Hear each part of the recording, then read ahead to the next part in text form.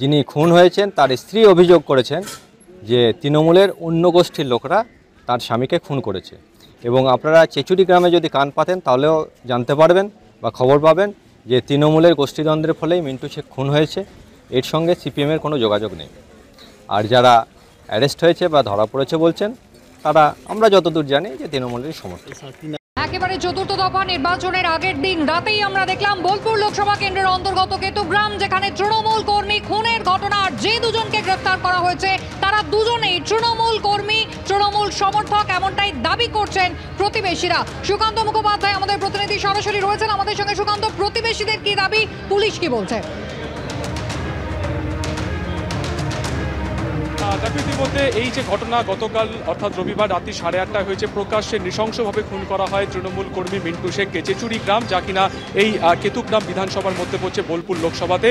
সেই ঘটনাতে ইতিমধ্যে 10 জনের বিরুদ্ধে যে অভিযোগ দায়ের করা হয়েছিল পরিবারের তরফে, তার মধ্যে 2 জনকে ইতিমধ্যে গ্রেফতার করা হয়েছে, যার মধ্যে একজন হচ্ছে শেখ বোলান এবং আরও একজন যার নাম, তার নাম হচ্ছে কিন্তু শেখ শামসুর।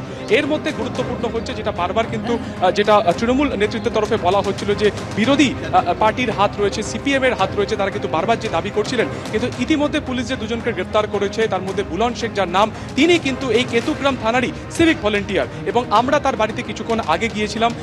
এদিন সকালবেলায় বুলনকে কিন্তু পুলিশ নিয়ে গিয়েছে এবং পরবর্তীকালে তাকে গ্রেফতার করা হয়। তার প্রতিবেশীরা তারা কিন্তু জানাচ্ছেন যে বেশ কয়েক বছর আগে সিভিক ভলেন্টিয়ারের চাকরি পেয়েছিলেন এই বুলন শেখ এবং তার সাথে কি সমস্যা হয়েছিল বা কি ধরনের শত্রুতা ছিল শেখ মিন্টু শেখের, সেই গোটা বিষয়টা তারা খতিয়ে দেখছেন। তবে এই যে বুলন শেখ এবং শেখ শামসুর যে গ্রেফতার করা হয়েছে, এই দুজনই কিন্তু তৃণমূল করেন, এমনটাই কিন্তু তার প্রতিবেশীরা বলছেন। আমরা এই মুহূর্তে মিন্টু শেখের বাড়িতে রয়েছি।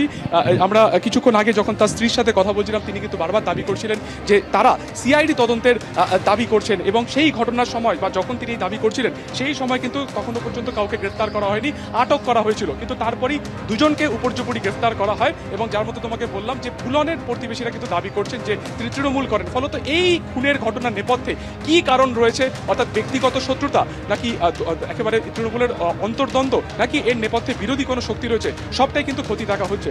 এবং এই মুহূর্তে তুমি দেখতে পাচ্ছ পরিবারের যারা সদস্যরা রয়েছেন তারা কিন্তু যথেষ্ট শোকাহত, কারণ আচমকাই এই ঘটনার জেরে এই ঘটনা ঘটে গেছে, কান্নাকাটি তারা করছেন।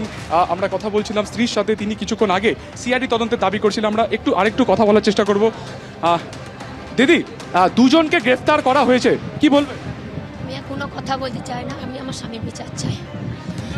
একজন সিভিক ভলেন্টিয়ার, তিনি তৃণমূল করেন, আপনি বলছিলেন যে দলেরই অন্তর্দ্বন্দ্বে এটা হয়েছে।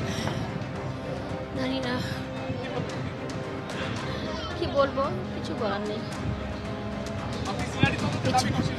সিআইডি তদন্ত করুক, আমার স্বামীর বিচার করুক, যারা এই কাজ করেছে তাদের কঠিন থেকে কঠিনতম শাস্তি। দুজনের মধ্যে একজনের প্রতিবেশীরা দাবি করছে বুলন শেখ তিনি সিভিক ভলেন্টিয়ার, তিনি তৃণমূলই করেন। তৃণমূল করলেও তার সঙ্গে আগেকার দ্বন্দ্ব চলছিল। কোনো সমস্যা ছিল ওদের মধ্যে, কোনো শত্রুতা ছিল?